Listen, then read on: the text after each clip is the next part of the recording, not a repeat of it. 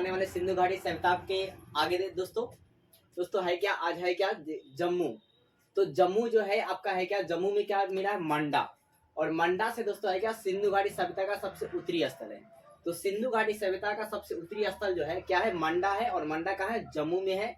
और ये चिनाव नदी के तट पर है। किस नदी तट पर है, चिनाव नदी के तट पर। तो आपने क्या देखा कि जो मंडा है, पूछेगा सवाल में सिंधु घाटी सभ्यता का सबसे उत्तरी स्थल का नाम क्या है, तो मंडा है। और मंडा जो है किस राज्य में है, तो जम्मू कश्मीर में है। और किस नदी पे है, तो चिनाव नदी पे है। अब आगे दोस्तों है क्या, हरियाणा। हरियाणा के बारे में देखते हैं, हरियाणा से क्या क्या हमें साक्ष्य मिला है।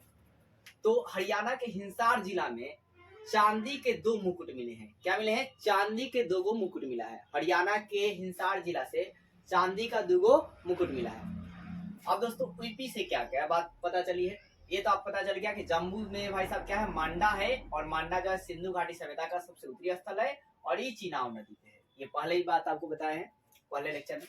अब यूपी के बात करते मतलब उत्तर प्रदेश। तो है क्या कि यूपी के बागवत में सनौली से, यूपी के कहा, बागवत में सनौली से 125 को कब्र का साक्ष्य मिला है। कितने कब्रों का साक्ष्य मिला है, 125 कब्रों का साक्ष्य मिला। और ये कब्र जो थे उसमें शवों को कैसे दफनाया गया था, तो उत्तर दक्षिण दिशा में दफनाया गया था। फिर आपका सनौली से ही जानवरों की हड्डी मिली है, जानवरों की हड्डियां मिली है। इससे स्पष्ट होता है कि जो सिंधु घाटी सभ्यता के लोग थे वो मांसाहारी भी हो सकते हैं, मतलब मांसाहारी भी थे, पूर्ण रूप से नहीं, थोड़ा बहुत मांसाहारी भी थे, क्योंकि वो जानवरों की हड्डियां मिली है।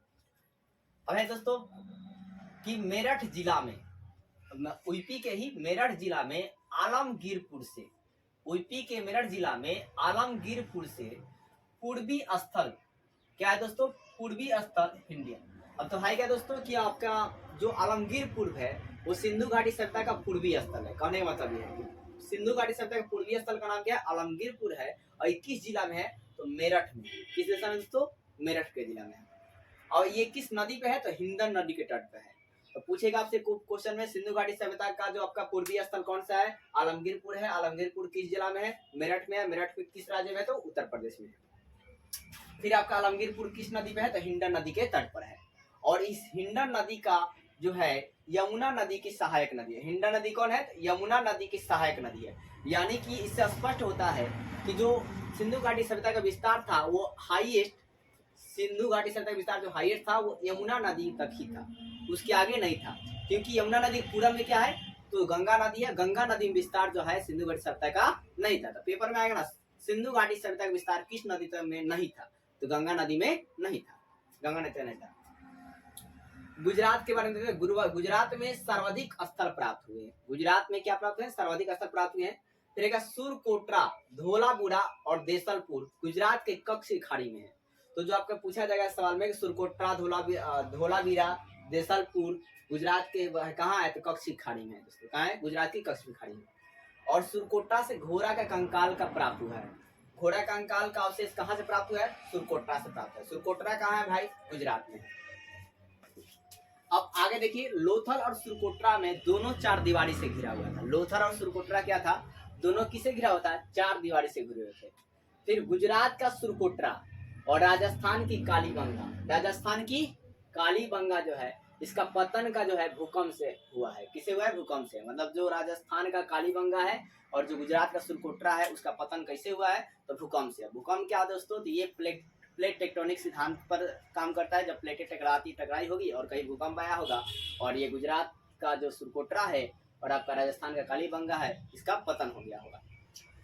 अब गुजरात का एक हड़प्पाई स्थल है रंगपुर, ये अन्य स्थल है। गुजरात का हड़प्पाई स्थल क्या है, रंगपुर। और रंगपुर जो है किस नदी पर है, तो भादर नदी पर है। ये बात इंपोर्टेंट याद रखिएगा, किस नदी पे है, भादर नदी पे है। और भादर नदी जो है ये किस क्षेत्र में है, तो सौराष्ट्र या कठिवार वाला क्षेत्र में है।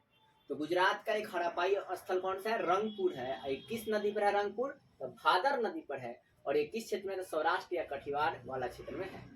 और रंगपुर से किसका साक्ष्य मिला है, तो धान की पराली का साक्ष्य मिला है। किसका साक्ष्य मिला है, धान के पराली के साक्ष्य मिले हैं, मतलब पुआल वाला टाइप का।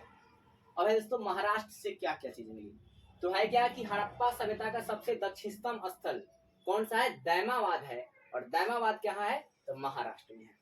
और फिर दैमाबाद से और क्या प्राप्त हुआ था, तांबे का रथ प्राप्त हुआ था। हड़प्पा सभ्यता का सबसे पूछा दक्षिणतम स्थल कौन सा है, तो दैमाबाद है। दैमाबाद कहाँ है, महाराष्ट्र में है। और दैमावा से तांबे के रथ प्राप्त हुआ है। क्या प्राप्त हुआ है? तांबे के रथ कहाँ से प्राप्त हुआ है? तो दैमावा से प्राप्त हुआ है। ये भी इंपॉर्टेंट प्रश्न है कि तांबे के रथ कहाँ से प्राप्त हुए हैं? तो दैमावा से प्राप्त हुए हैं। फिर पाकिस्तान की बात करते हैं। तो पाकिस्तान के किस किस प्रांत से आपका हड़प्पा सभ्यता का विस्तार मिला या सिंधु सभ्यता के साक्ष्य मिले हैं? तो बलूचिस्तान, सिंध और पंजाब प्रांतों से सिंधु घाटी सभ्यता के साक्ष्य मिले हैं। अब जैसा है क्या कि पूरी हड़प्पा सभ्यता का सबसे बड़ी स्थल गनेरी वाला है। क्या है? गनेरी वाला है। और गनेरी वाला किस प्रांत मिला है? पंजाब प्रांत में। तब पूछेगा पूरी हड़प्पा सभ्यता का सबसे बड़ा स्थल जो है कौन सा है? तो गनेरी वाला है। गनेरी वाला कहाँ है भाई साहब? तो पंजाब प्रांत है। पंजाब प्रांत का है पाकिस्तान में। फिर आपका पंजाब पाकिस्तान के ही कोट दीजी में। कोट दीजी कहाँ भाई? सिंध प्रांत। पहले एक याद रखिएगा कि कोट दीजी कहाँ है? तो सिंध प्रांत में है। और सिंध प्रांत में यहाँ पे अलंकृत खंभे मिली है। क्या मिली है? अलंकृत खंभे।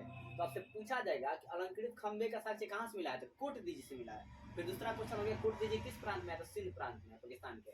और यहाँ पे पत्थर के तीर के भी साक्ष्य मिले हैं। कहाँ से? कोट दीजी से। और एक और बात याद रखिएगा, अलंकृत ईंटों का साक्ष्य कहां से मिला था? तो कालीबंगा से। और अलंकृत खंभों का साक्ष्य कोट दीजी से। आमरी, अब आमरी से दोस्तों 12 सिंगा का साक्ष्य मिला है। और आमरी भी कहाँ है? तो सिंध प्रांत में है। फिर है क्या? अली मुराद। अली मुराद कहाँ है? तो सिंध प्रांत में। अली मुराद कहाँ है? सिंध प्रांत में है। फिर है क्या? जूरी दरो। तो जूरी दरो से स्टेडियम के साक्ष्य मिले हैं। और जूरी दरो भी किस प्रांत में है? पाकिस्तान के सिंध प्रांत में है। फिर है क्या? अल्लादीनो। अल्लादीनो से क्या है? एक बंदरगाही स्थल है। यहाँ पर क्या है? अल्लादीनो। अल्लादीनो का है एक बंदरगाही स्थल है जो अरब सागर और सिंधु नदी के संगम तट पर है।